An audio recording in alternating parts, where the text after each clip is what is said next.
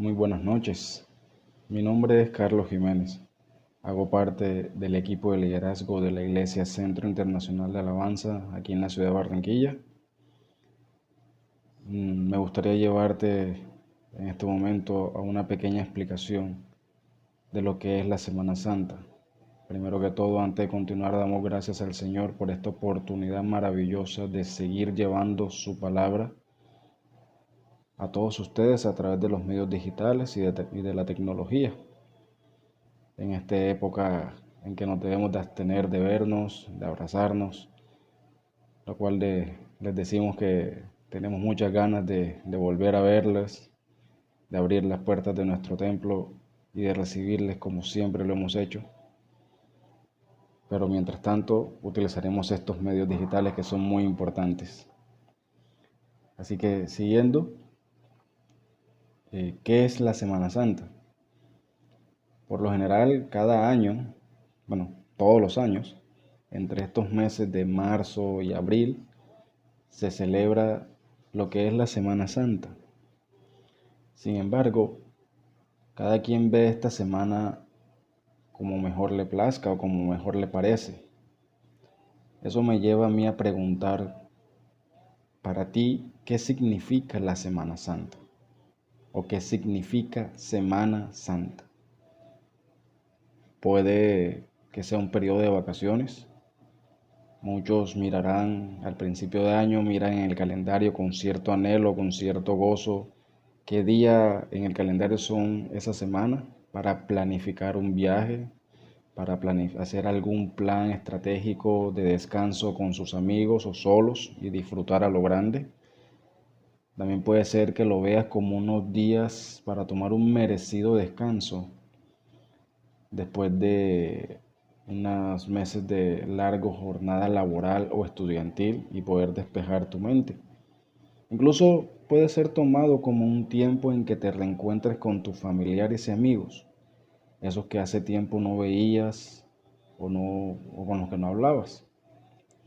Todo esto no está mal, para nada, pues Dios ha diseñado un tiempo para cada cosa, como lo dice en su palabra en el libro de Eclesiastés 3.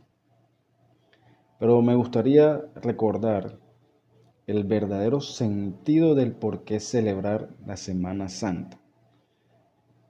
Ese sentido tiene un nombre y se llama Jesucristo. La Semana Santa conmemora lo que es la fiesta judía de la Pascua, pero los cristianos celebramos lo que fue la última semana de vida terrenal de Cristo.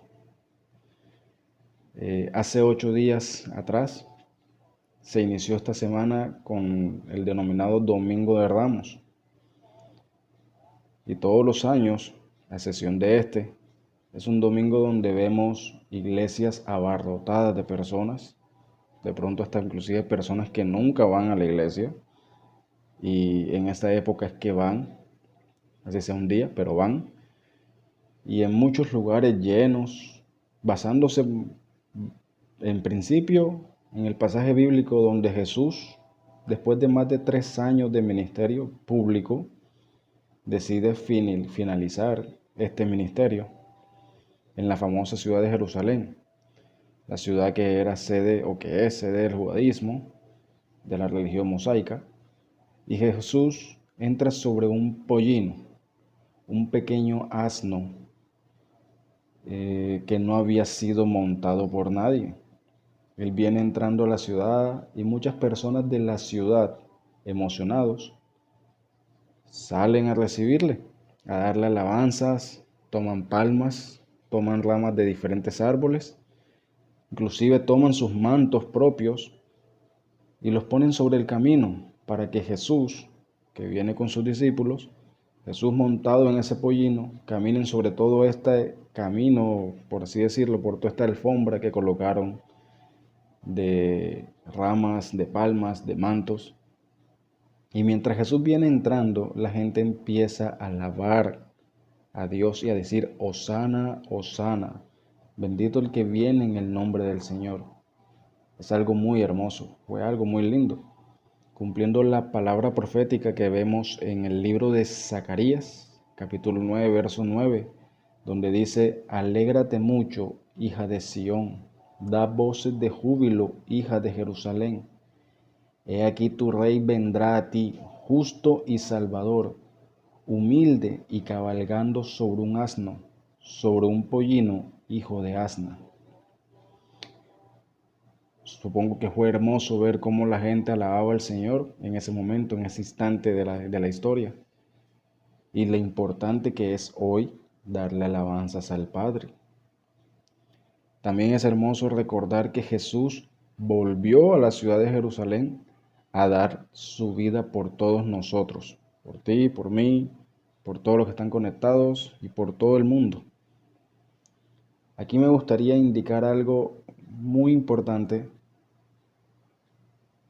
que me parece muy importante, y está en el libro de Lucas, capítulo 19, los versos 41 y 42. La versión Palabra de Dios para Todos lo dice así: cuando Jesús estaba a punto de entrar a Jerusalén y vio la ciudad, lloró por ella y dijo: si solo supieras hoy lo que te trae paz, pero no puedes saberlo porque está oculto para ti. Como lo dice la Biblia, Jesús viene entrando en la ciudad, ya todos dieron gloria al Padre, ya todos colocaron sus mantas, sus ramos, sus palmeras. Él se detiene dentro de la ciudad, la observa y empieza a llorar. Y estas lágrimas son porque él conocía lo que le sucedería a la ciudad, la destrucción que vendría sobre Jerusalén, en principio porque no conocieron, no reconocieron que su Mesías había llegado. Ahora bien, como lo indiqué al principio, la Semana Santa debe ser mucho más que un tiempo para descansar, para viajar, para reunirte en familia. Cosas que lastimosamente este año no se pueden hacer por las restricciones que tenemos debido a la situación internacional, mundial que se vive. Pero sin importarlo, muchos lo toman como ese periodo de descanso para reunirse con muchas personas, con familiares, con amigos, como ya he venido diciendo. Pero para mí la Semana Santa debe ser mucho más que eso.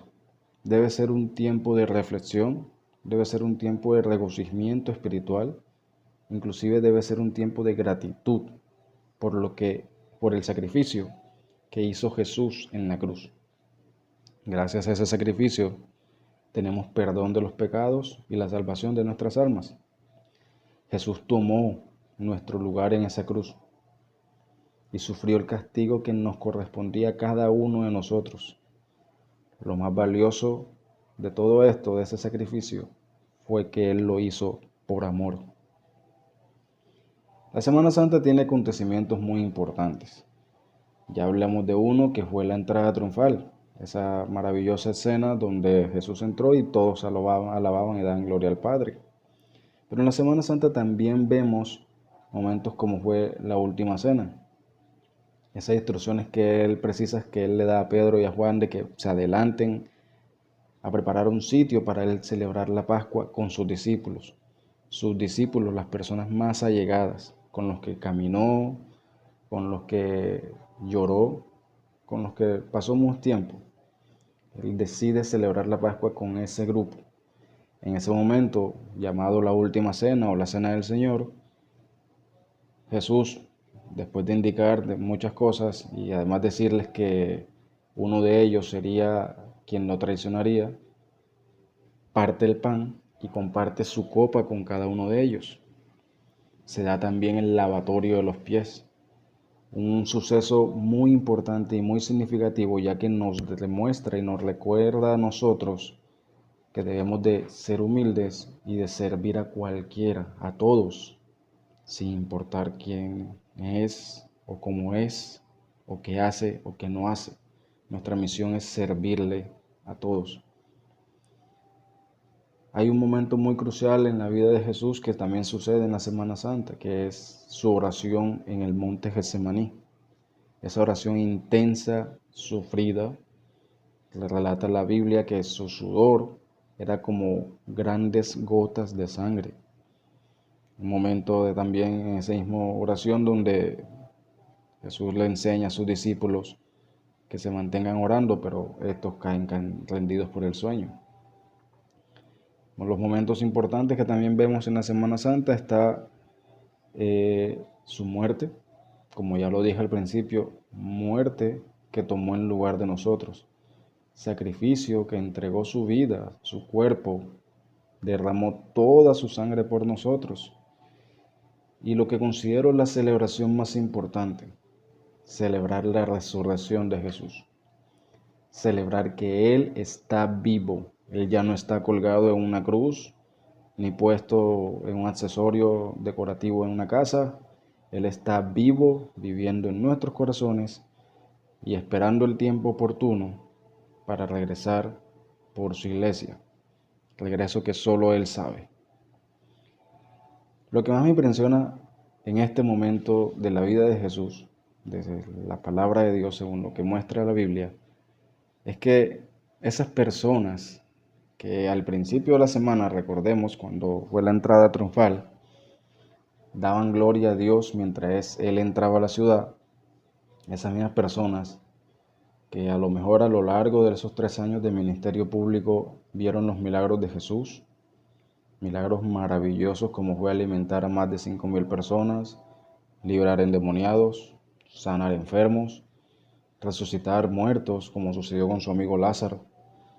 Esas personas que se maravillaban de la forma en que Jesús enseñaba y predicaba, fueron las mismas personas que 5 días después de esta entrada a Jerusalén, a una sola voz le decían a Pilato: libéranos a Barrabás y crucifica a este Jesús y que su sangre sea sobre nosotros. Qué tremendo es que un día tú puedas darle gloria a Dios por lo que hizo en tu vida, por lo que haya hecho en tu vida, por la salvación, por el milagro, por lo que te haya dado. Qué tremendo es que tú un día lo puedas glorificar y un tiempo después, sean años, meses, días, semanas, inclusive horas, lo estés crucificando nuevamente y sacando de tu vida para tú continuar con la tuya. La enseñanza que hoy quiero dejarte a través de este video va mucho más allá de lo que es la Semana Santa. Va mucho más allá de lo que es una celebración típica anual. La enseñanza es mucho más allá de todo esto. Va a que no seamos creyentes emocionales. Recuerda, como ya te lo vine diciendo, Jerusalén entera se emocionó, dio alabanzas al rey, recibieron al rey, pero 5 días después lo traicionaron y lo entregaron a muerte. Más que celebrar un solo día, que no es malo, no es malo que tomes un solo día en el año para que celebres a Jesús, no es malo que tomes un solo día para celebrar su resurrección o para darle gloria al Padre. Eso no es malo. O no es malo que tomes una sola semana al año para santificarte. Es decir, muchas personas que de pronto son ladrones, fornicarios o cometen muchos delitos durante una semana al año no lo hacen para vivir una semana santa. Y es ahí donde, digamos, lo que muchos celebran va en contra del evangelio que predicamos.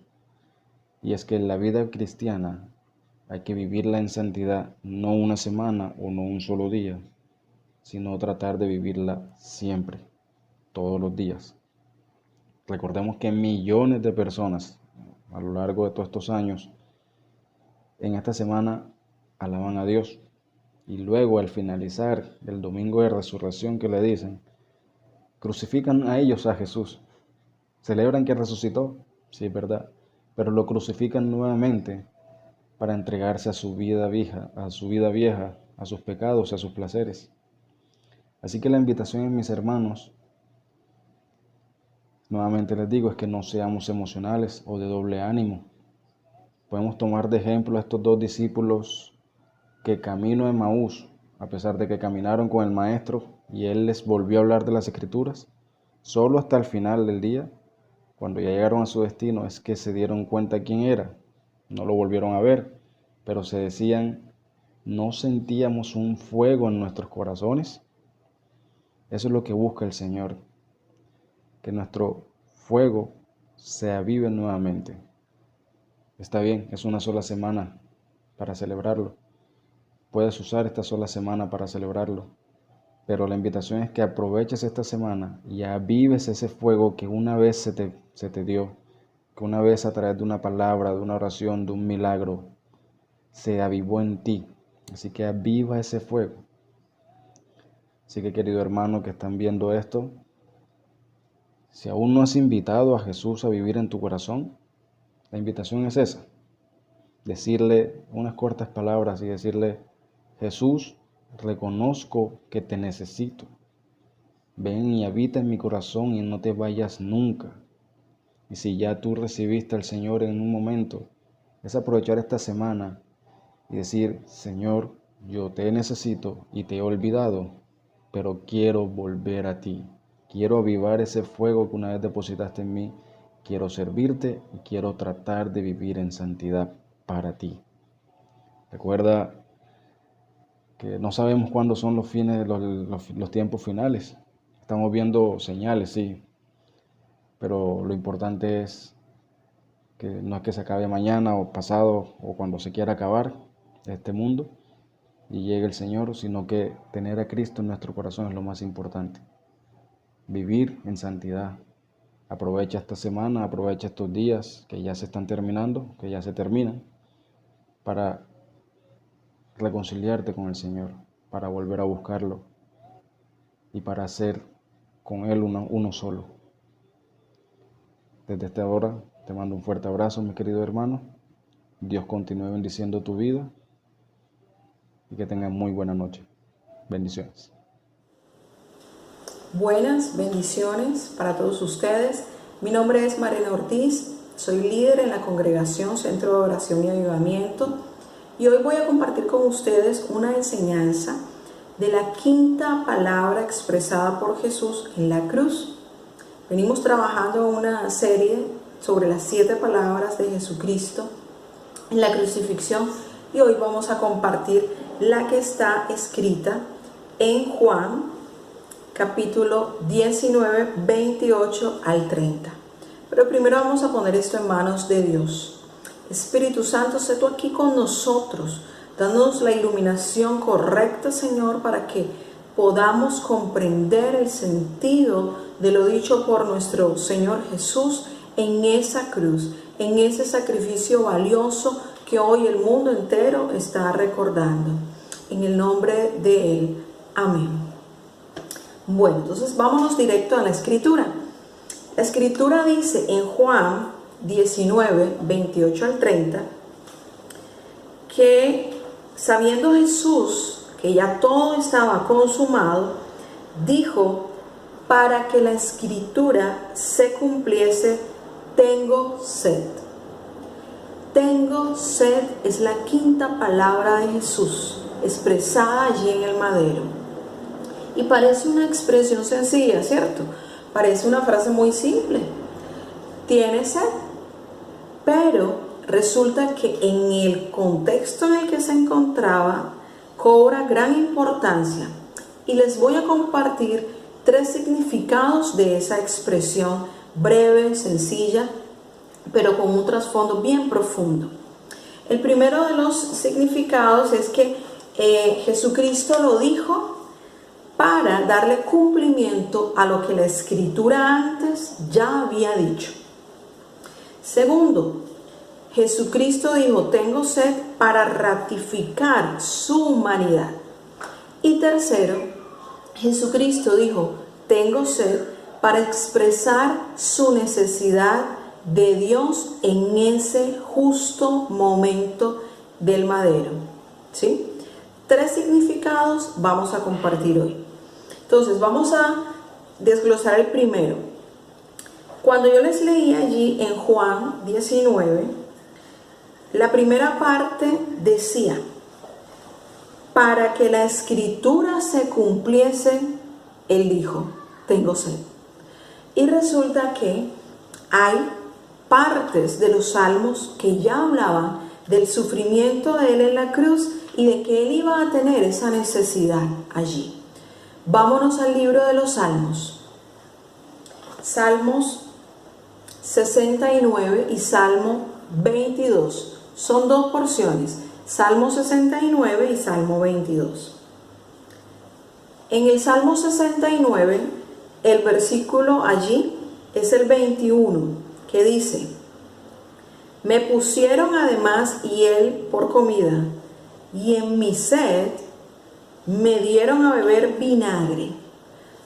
Fíjate bien, estamos leyendo el libro de los Salmos. Y aquí hay una aclaración que es necesaria. El libro de los Salmos, además de ser un libro poético, algunos de esos salmos son proféticos. En este caso, este salmo escrito por David, ¿sí?, estaba anunciando el padecimiento del Mesías en la cruz con este verso específico. Sabía que se le iba a presentar ese momento de sed, ¿sí?, y que se le iba a dar vinagre. Vámonos también a Salmo 22 para seguir corroborando qué decía la Escritura antes de ese momento. Salmo 22, 15. Allí ya decía: como un tiesto se secó mi vigor, y mi lengua se pegó a mi paladar, y me has puesto en el polvo de la muerte. Prestemos mucha atención. Es David hablando en ese salmo, pero es el Espíritu Santo en realidad el que lo inspira proféticamente a expresar este justo momento de Jesucristo en la cruz, diciendo: tengo sed. Y fíjate qué hermoso es ver allí que Jesús, a pesar de todo su agotamiento físico y espiritual incluso, corrobora, cumple, se preocupa por darle validez, por legitimar la palabra que ya había sido escrita. ¿Para qué? Para cumplir todo lo que el Padre y los profetas, inspirados por el Padre, habían anunciado sobre Él, sobre su figura como Mesías y su sufrimiento en esa cruz. Y allí tenemos la primera explicación de esa expresión, ¿cierto? Tengo sed. Pero les había anunciado desde el principio que hay un segundo significado, y es que Jesús está ratificando su humanidad. ¿Y por qué Jesús tenía que ratificar su humanidad? Porque Él tenía que hacernos comprender que estaba asumiendo la tortura de la cruz, la tortura de la crucifixión, no como un hombre lleno de poderes divinos, no como un Dios o como un semidios, sino como el Hijo del Hombre. Escucha bien esa expresión. Él estaba asumiendo la tortura de la crucifixión, ese sacrificio por nuestros pecados para salvación, como un hombre. Y ese título de Hijo de Hombre lo encontramos en la Escritura, en Lucas 9. Vamos a ir allá. Lucas 9, versículo 21 y 22. Te doy el contexto. Jesús está hablando con sus discípulos y les está diciendo: es necesario que el Hijo del Hombre, ahí está el título, que el Hijo del Hombre padezca muchas cosas y sea desechado por los ancianos de la iglesia en ese momento, por los principales sacerdotes y por los escribas, y que sea muerto y resucite al tercer día. Allí vemos a un Jesús, hombre de carne y hueso, sufriendo esa tortura, diciéndote: así, en tu misma condición de humano, yo estoy aquí en esta cruz padeciendo todo lo que has visto y has leído que padecí.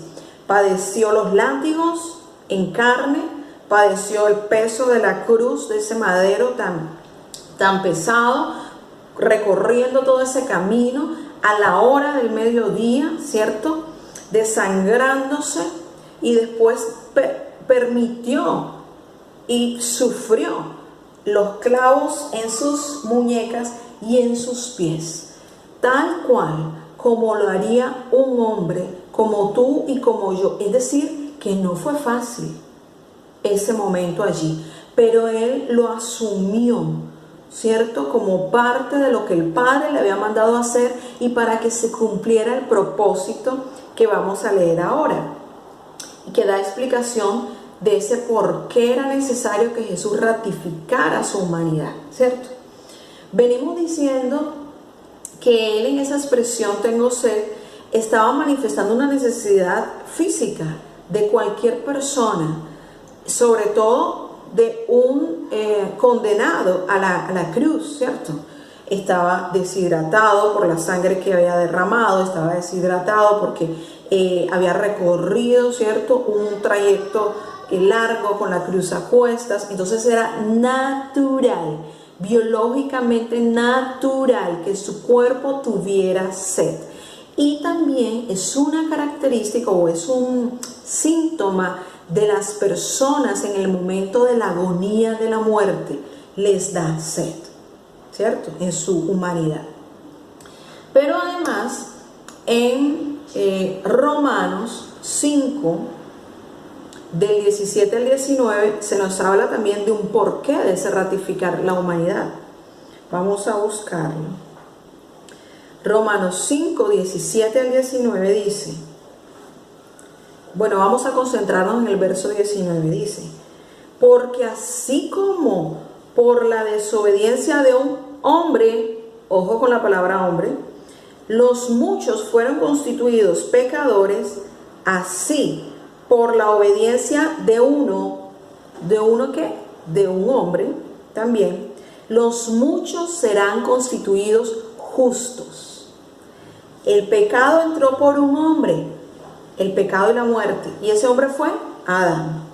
Y ahora, por la obediencia de un hombre, Jesús, hijo de hombre, allí por medio de él era que iba a salvarse la humanidad, entrando la vida, ¿sí?, entrando la obediencia al Padre a través de un hombre, porque no iba a ser proporcional que el pecado hubiese entrado por un hombre, que la muerte hubiese entrado por un hombre, ¿cierto?, por Adán, pero que saliera por un Dios. No, tenía que salir, ¿cierto?, ese pecado del mundo, esa muerte, por otro hombre, y entrar por un hombre, Jesucristo hombre, entrar a través de él la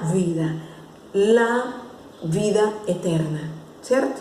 Entonces, esa también era una necesidad allí que Jesucristo tenía que expresar, que él era un hombre salvando al mundo de la desobediencia del primer hombre, ¿sí? Y tenemos también la revelación que se nos da en Juan de quién era realmente Jesús. Una revelación en Juan 1, 14. Allí se nos reveló quién era Jesús. Se dijo en ese versículo, y aquel verbo fue hecho carne y habitó entre nosotros. El verbo fue hecho carne y habitó entre nosotros. La deidad fue hecha carne, la deidad se encarnó, tomó forma de hombre, como dice la canción, ¿sí? Y era ese hombre ahí en esa cruz sufriendo en un madero, ¿sí?, por nosotros, por amor a nosotros.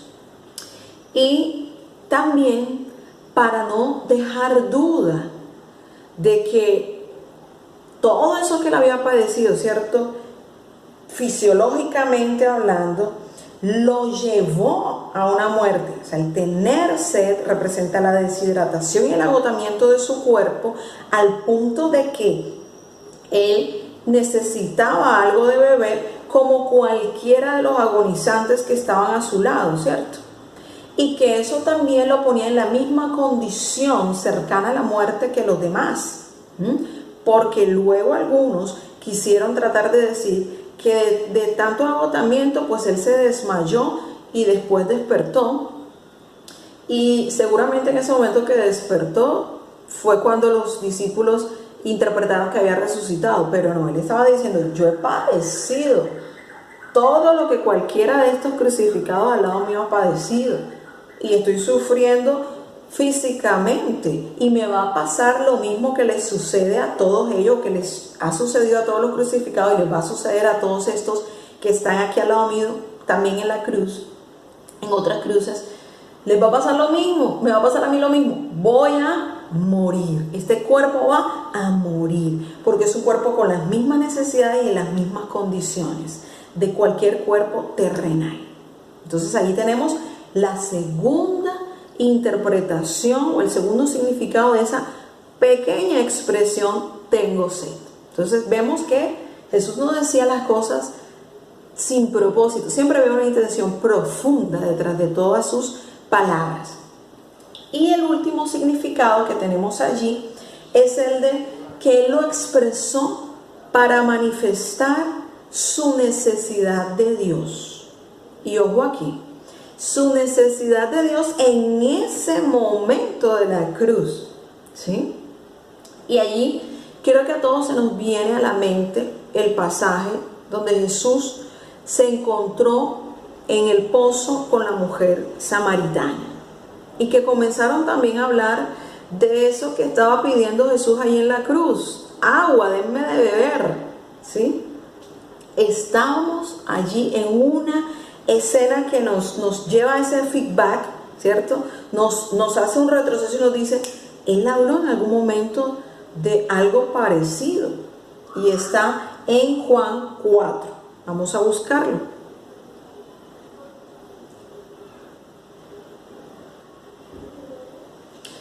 El libro de Juan, en el capítulo 4, nos relata esa historia, ese diálogo entre Jesús y esta mujer samaritana, entre el verso 13 y 15.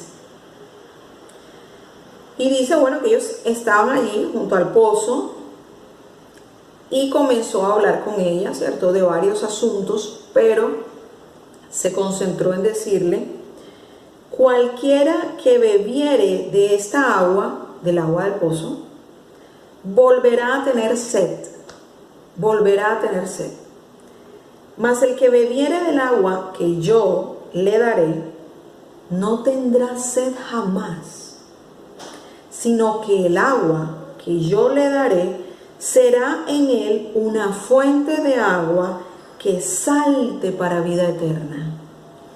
La mujer le dijo: Señor, dame esa agua, para que no tenga yo sed, ni venga aquí a este pozo a sacarla.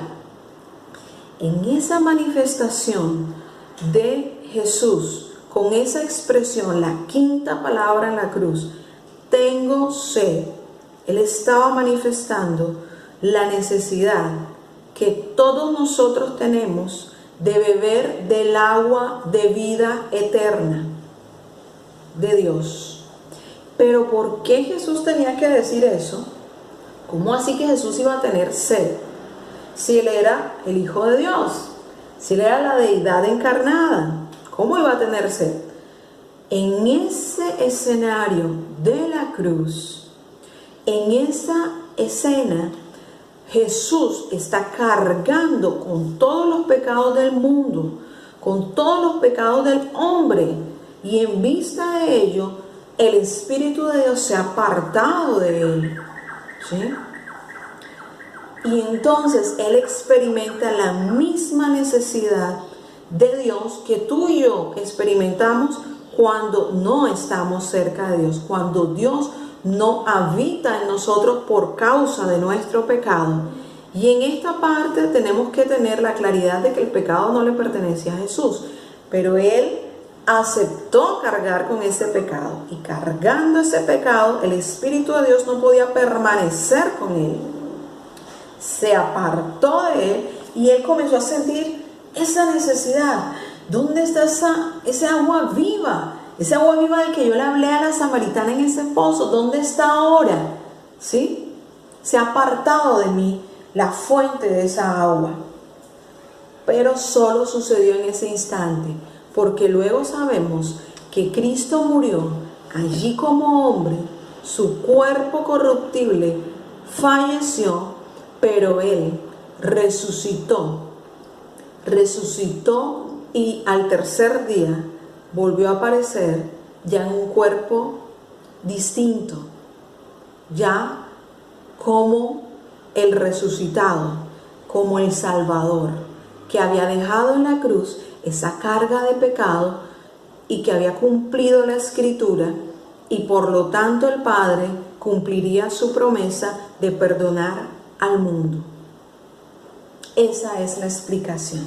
Esos son los tres significados que podemos interpretar del estudio de la Biblia con respecto a esa palabra, a esa expresión, tengo sed. ¿Y qué sucedió después?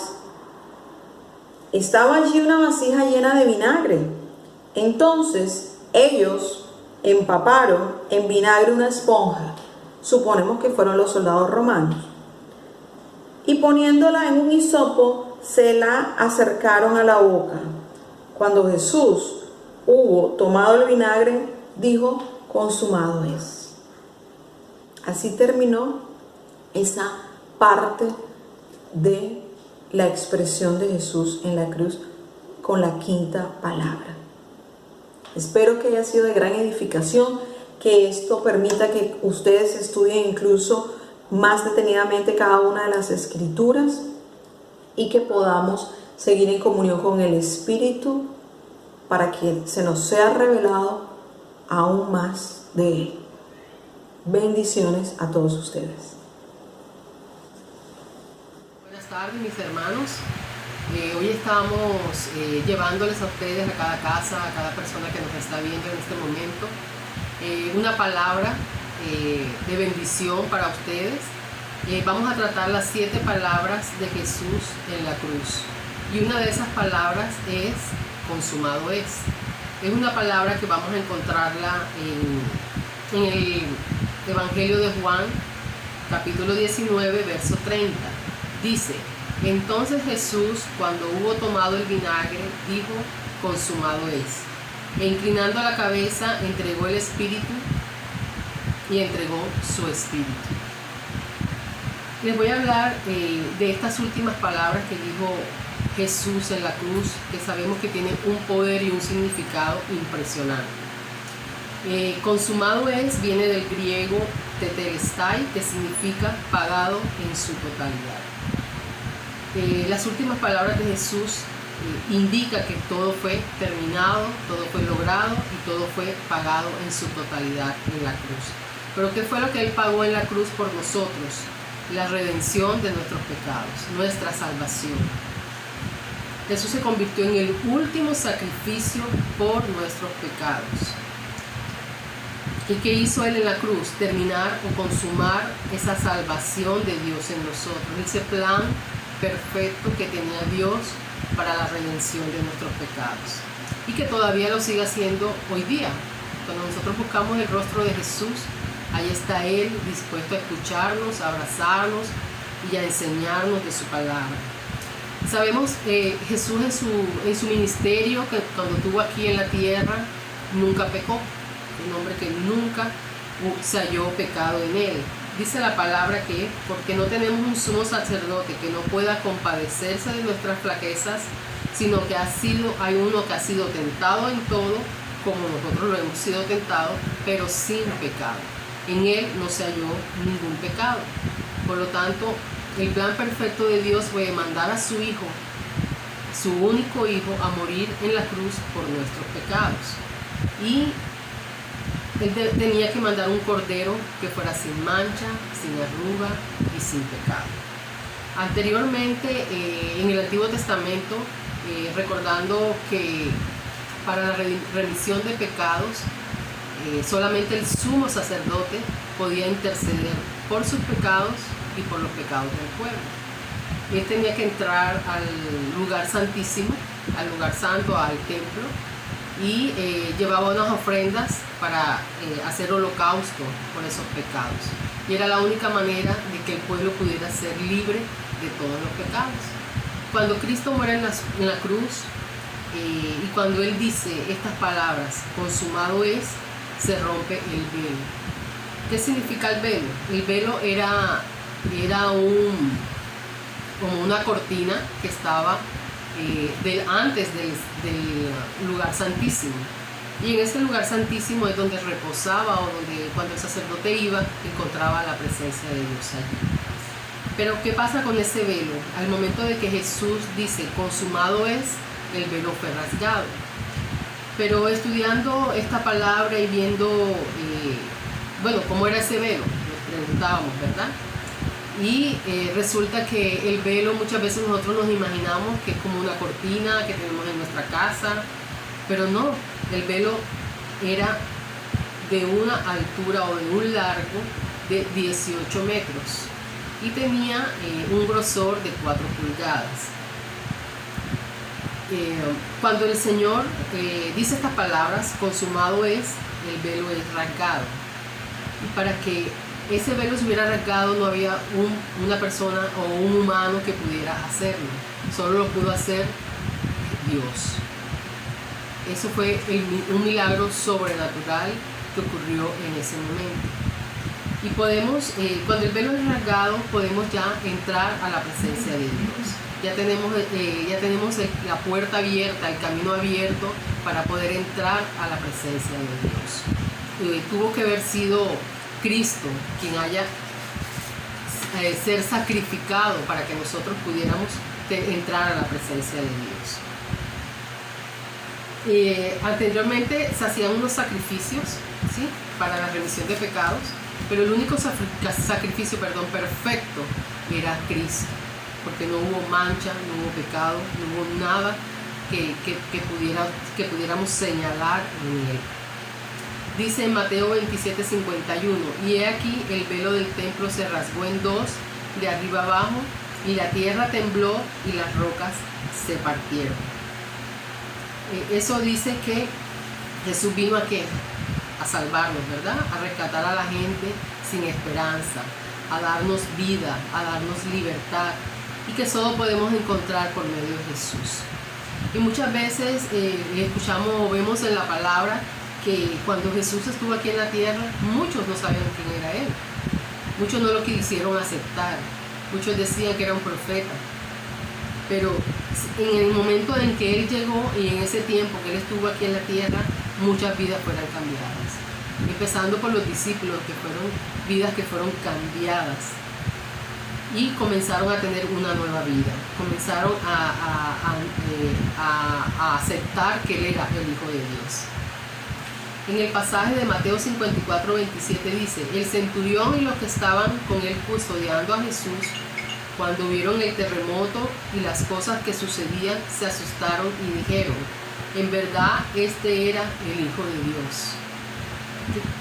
Y podemos ver que al final muchos aceptaron que era el Hijo de Dios, aunque aquellos que lo negaron, aunque aquellos que dijeron no, Él no es el Hijo de Dios. El sacrificio que hizo Cristo en la cruz tiene un poder para cambiar nuestras vidas, tiene poder para hacer todas las cosas nuevas que nosotros queremos hacer. Este sacrificio nos ofrece un comienzo para darnos un perdón y un propósito en nuestras vidas. Muchas vidas van a seguir siendo cambiadas por Él. Muchas vidas van a seguir siendo transformadas porque Él ya pagó la deuda. ¿Y cómo es pagó la deuda? Yo les quiero colocar un ejemplo, así como cuando tú vas a un restaurante y disfrutas de la comida, y cuando vas a cancelar te van a decir no, ya su cuenta o ya su deuda fue pagada.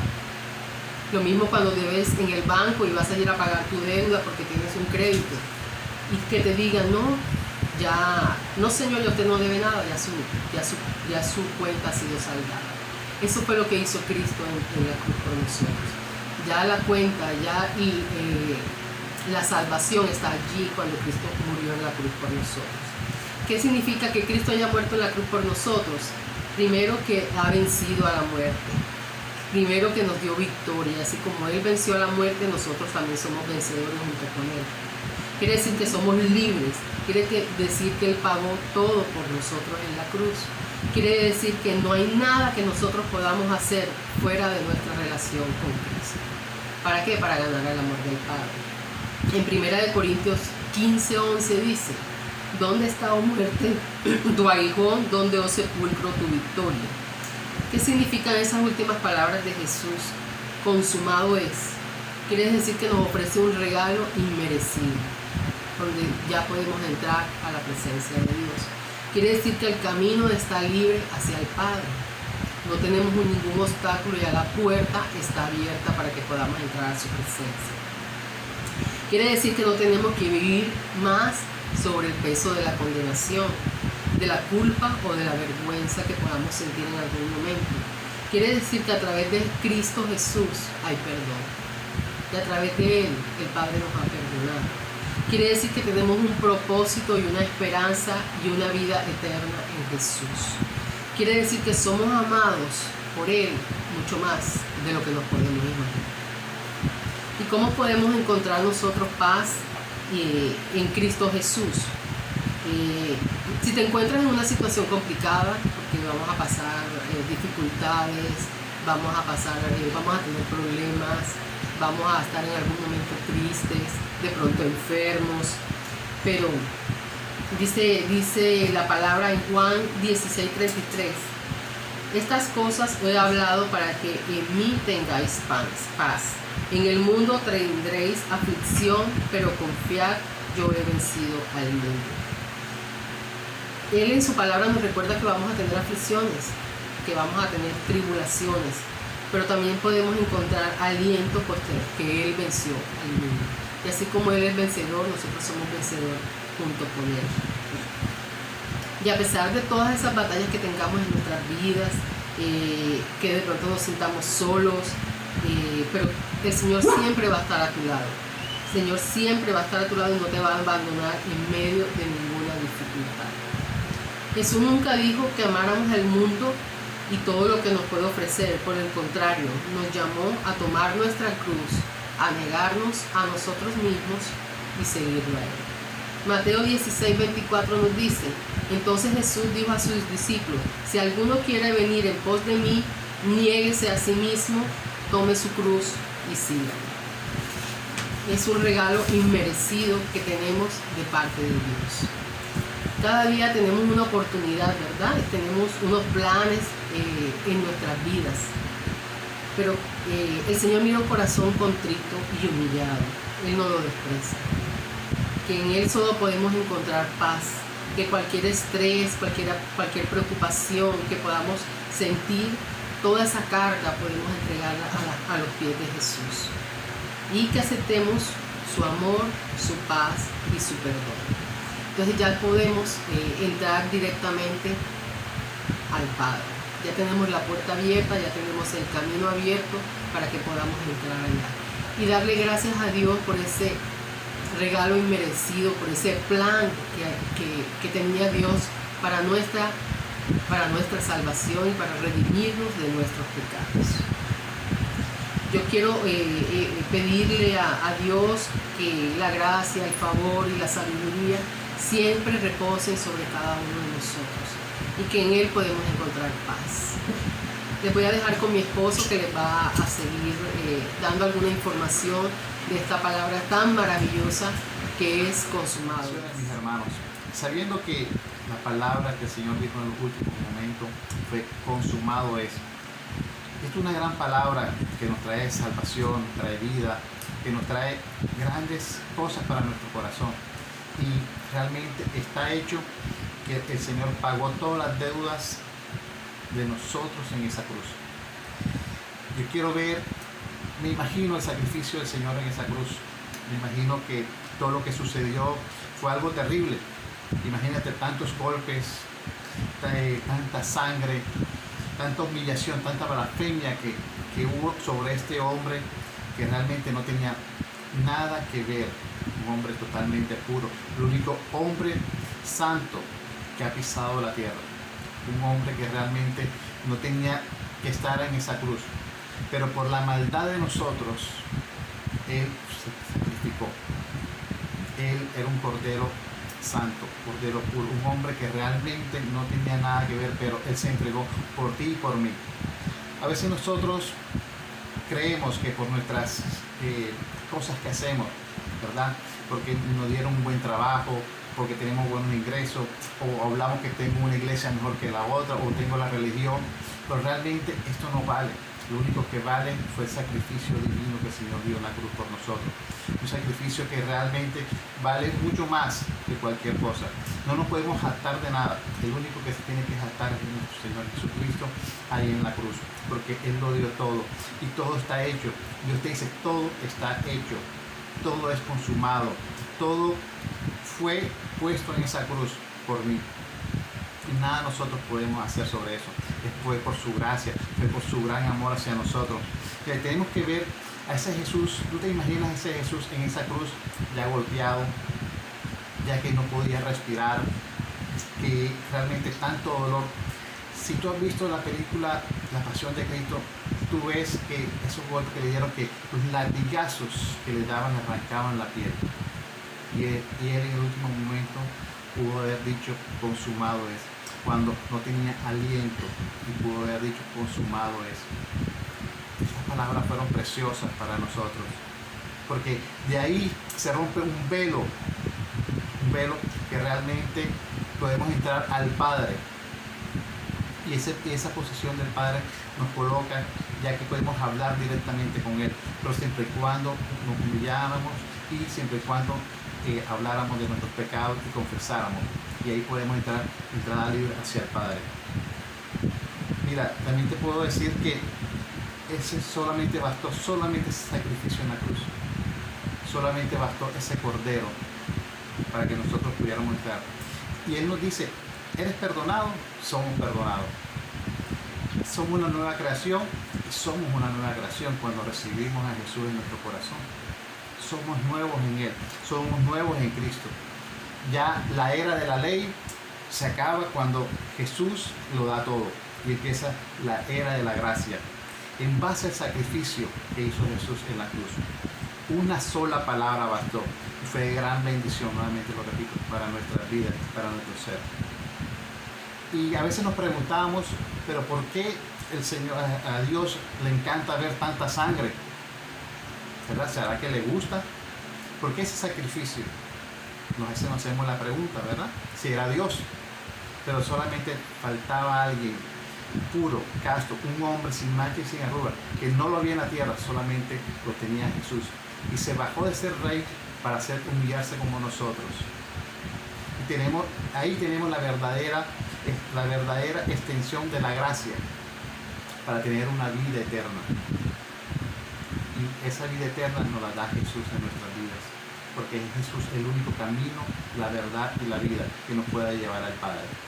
Por eso, hermano, te pongo para que tú bendigas a Jesús todos los días de tu vida, lo puedas buscar y puedas mirar la cruz diariamente y ver que realmente Jesús valió la pena por nosotros, porque realmente valió la pena.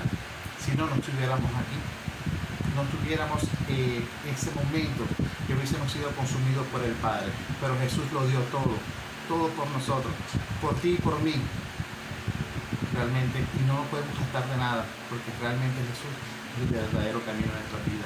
Entonces te pido que realmente entres a tu cuarto y le digas, Padre, recíbeme, Señor Padre. Sé que soy un pecador, pero Jesús abre los brazos y te recibe con gran amor. Por eso Jesús está ahí, Jesús está a la puerta, está tocando. Son momentos de buscarlo, momentos de su presencia, momentos de estar con Él cada instante. Gracias, Padre, porque tú estás ahí con nosotros. Y estos momentos que no podemos mirar, ¿verdad? Es como si entráramos a un hueco y miráramos para los lados. Solamente vemos paredes, rocas, pero Él nos pone a mirar hacia arriba, donde está el Padre. Y Jesús colocó su mirada siempre en el Padre. Por eso Él oraba siempre.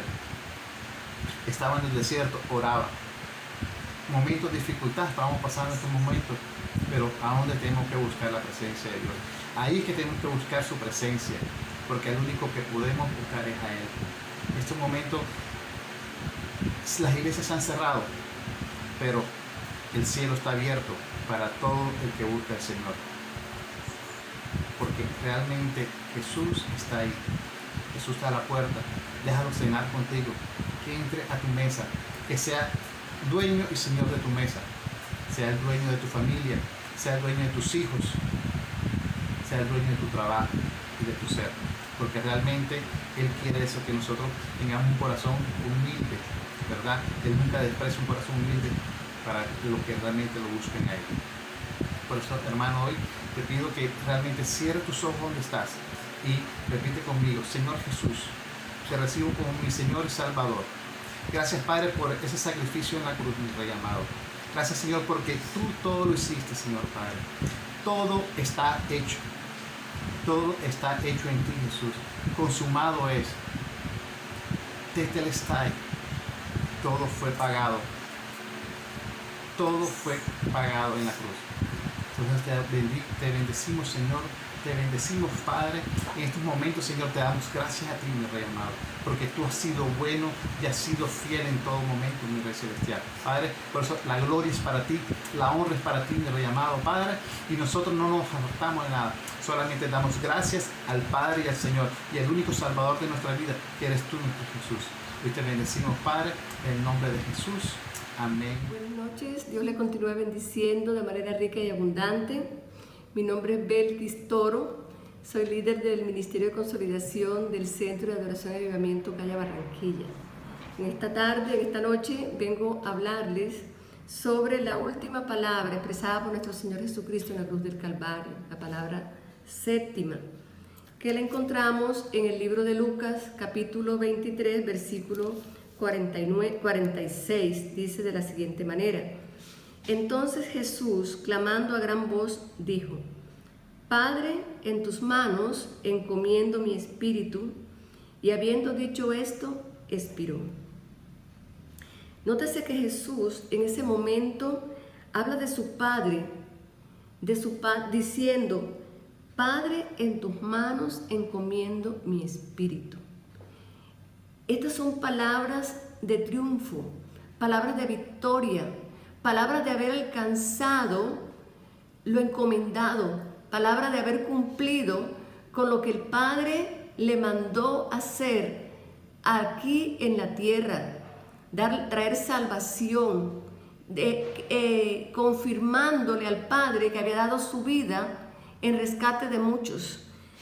Nótese que Jesús reconoce, se dirige a Dios como su Padre. En el libro de Primera de Juan, capítulo 3, versículo 1, dice lo siguiente: Mirad cuál amor nos ha dado el Padre, para que seamos llamados hijos de Dios.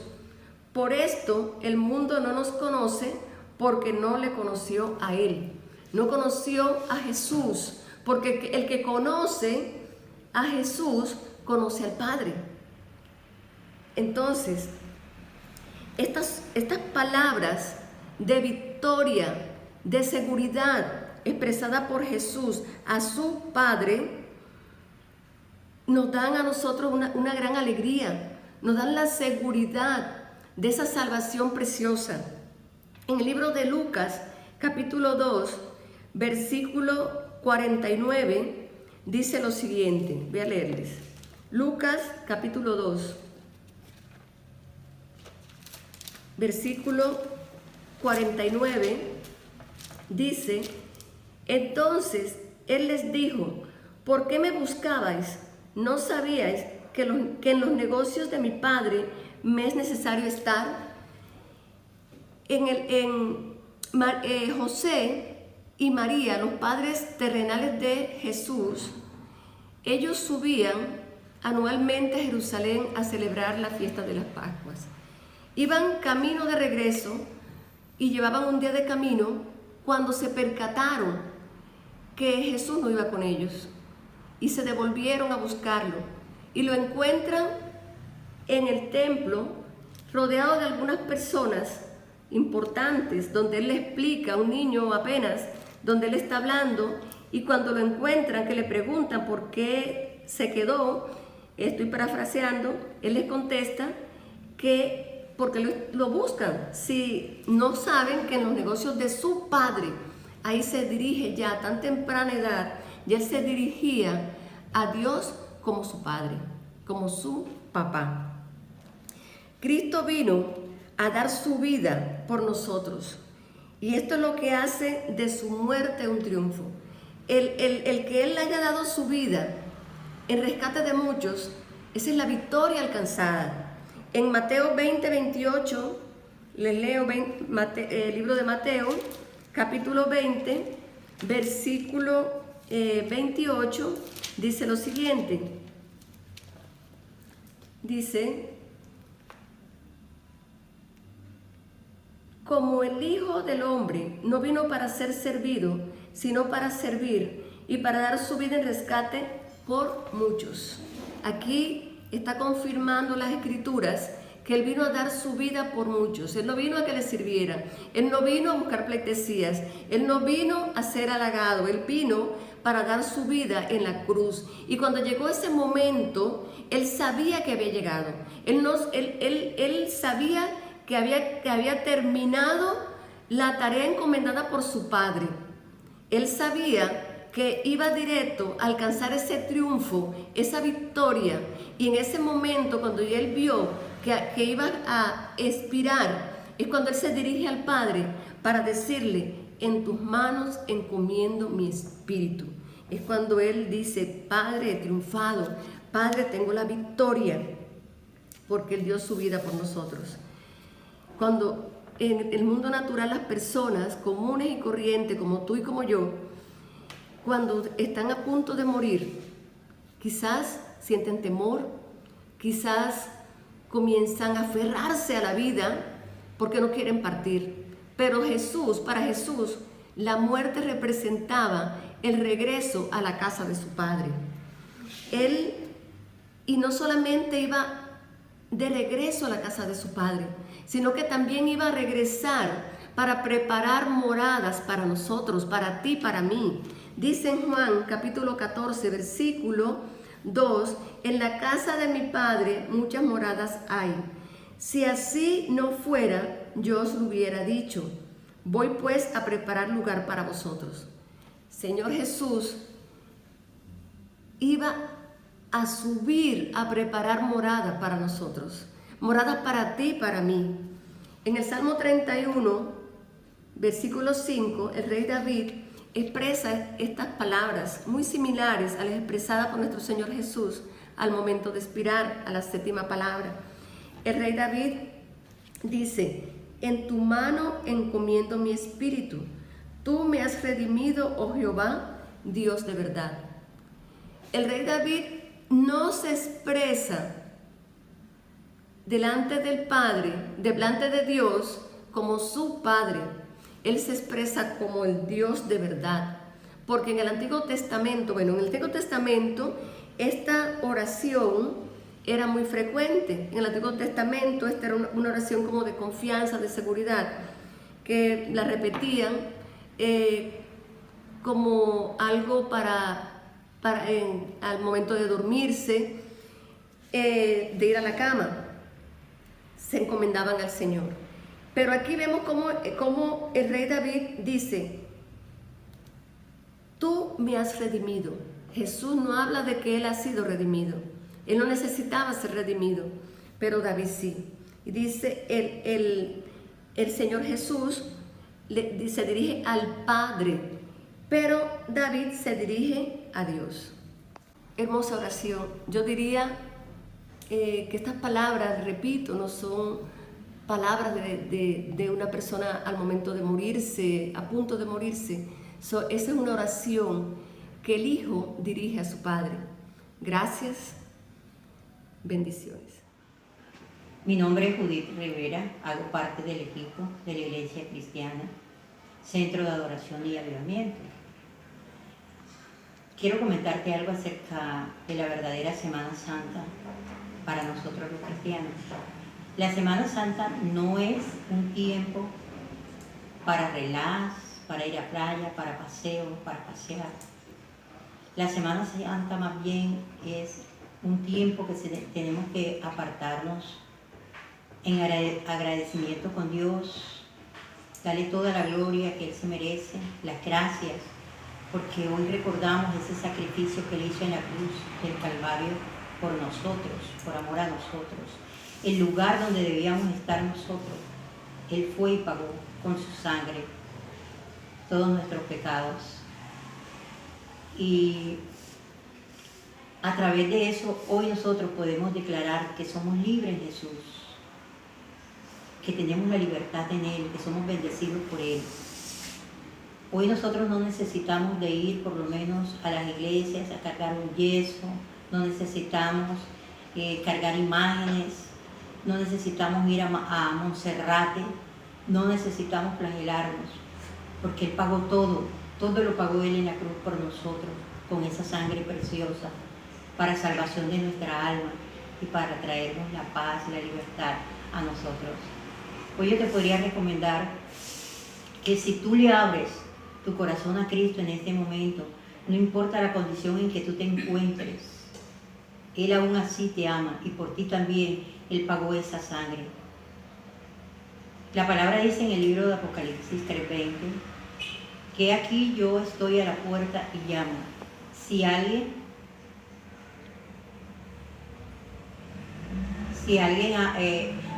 abre la puerta, yo entraré, cenaré con él y él cenará conmigo.